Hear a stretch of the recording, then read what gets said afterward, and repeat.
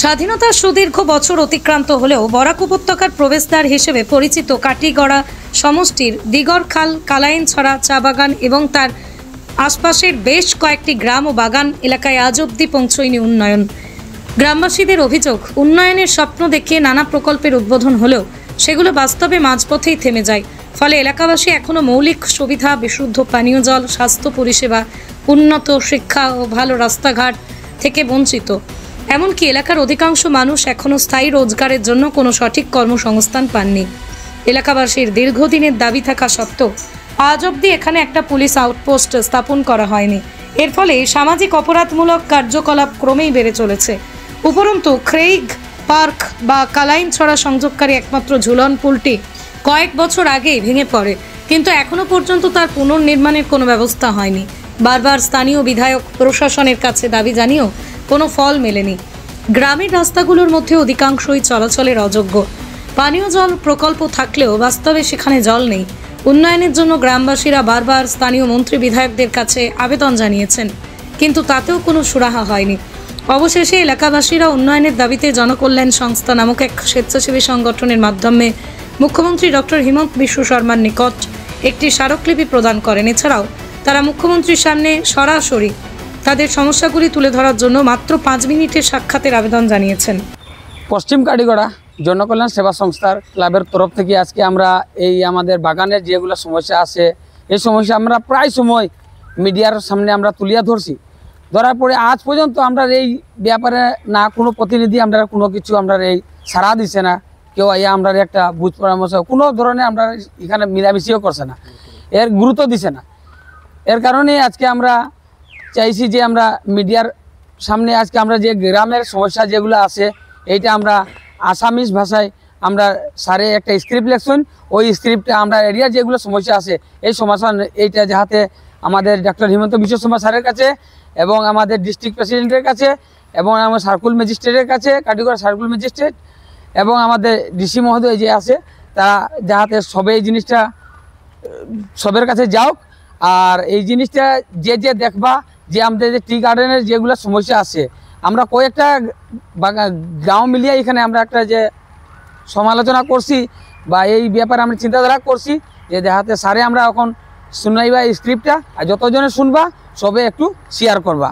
To the Honorable Chief Minister, Dr. Himanta Biswa Sharma, Dr. Assam, Janata Bhavan, Dispur 781006, subject request for a formal meeting with the members of Janakolyan সংস্থা কাছাড়।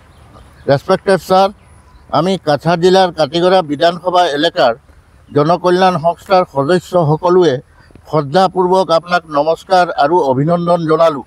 যদিও আমি বঙালী জাতি ভালদৰে অসমীয়া ভাষা ক'ব নোৱাৰি, কিন্তু ছাৰ আমি সদায় ৰাজ্যিক ভাষা হিচাপে অসমীয়া ভাষা আৰু সংস্কৃতিৰ প্ৰতি অতীব সন্মান কৰি থাকোঁ।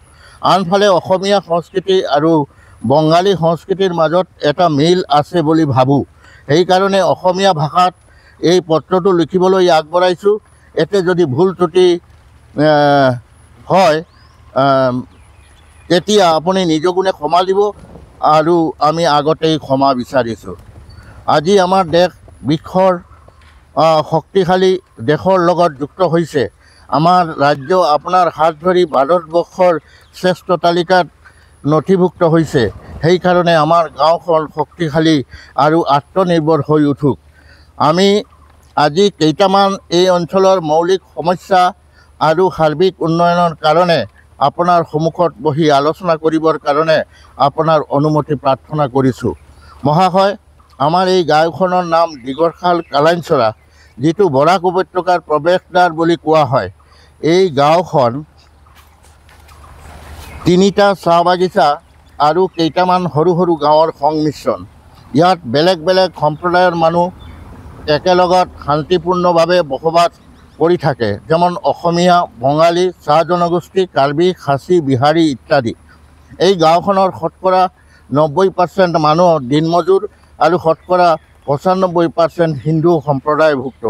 কিন্তু আমি অত্যন্ত দুখেৰে সহিত কওঁ যে স্বাধীনতাৰ পৰা গাঁৱৰ কোনো উন্নতি হোৱা নাই। ইয়াত কোনো ৰোজগাৰৰ ব্যৱস্থা নাই। আটাইতকৈ ডাঙৰ কথা হ'ল আমি অভিভাৱকহীন, ৰাইজে এবাৰ খালে আনবেলাৰ খোৱাৰ ব্যৱস্থা নাই। সেইকাৰণে কেইটামান সমস্যা নিৰসনৰ কাৰণে আপোনাৰ হস্তক্ষেপ প্ৰাৰ্থনা কৰিছোঁ। 1 নম্বৰ, আমাৰ গাঁৱত চিকিৎসা ব্যৱস্থা নাইকিয়া। 2 নম্বৰ, আমাৰ গাঁৱৰ বজাৰটো বৰাক উপত্যকাৰ প্ৰথম বজাৰ, কিন্তু বজাৰটোৰ কোনো উন্নতি নাই। 3 নম্বৰ, এই গাঁৱত চৰকাৰী কোনো অফিচ নাই। 4 নম্বৰ, আমাৰ ওচৰৰ চাহ বাগানৰ কোনো উন্নতি নাই। 5 নম্বৰ, পুলিচ আউটপোষ্ট নথকাৰ কাৰণে সদায় অপৰাধমূলক কাজ বেছি হয়। ছাৰ, আমি এটা কথা ক'বলগীয়া হৈছোঁ যে আমাৰ গাঁওখন যদি এটা মডেল ভিলেজ হিচাপে ৰূপান্তৰিত কৰিব পাৰে, তেতিয়া আমাৰ ভৱিষ্যত প্ৰজন্ম এটা নতুন জীৱন পাব পাৰে বুলি আমি আশা কৰোঁ। আপুনি আমাৰ প্ৰথম আৰু শেষ, তাৰ মানে আপোনাৰ কাম আমাক সদায় অনুপ্ৰাণিত কৰি থাকে। ছাৰ, আমি কেইজনমান ক্লাবৰ সদস্য আপোনাৰ লগত লগ কৰি এই অঞ্চলৰ সাৰ্বিক সমস্যা সমাধানৰ বাবে 5 মিনিট সময় ধাৰ্য কৰিবৰ কাৰণে আপোনাৰ হস্তক্ষেপ প্ৰাৰ্থনা কৰিছোঁ। জয় আই অসম, ভাৰত মাতা কি জয়। भारत माता की जय। भारत माता की जय। भारत माता की जय।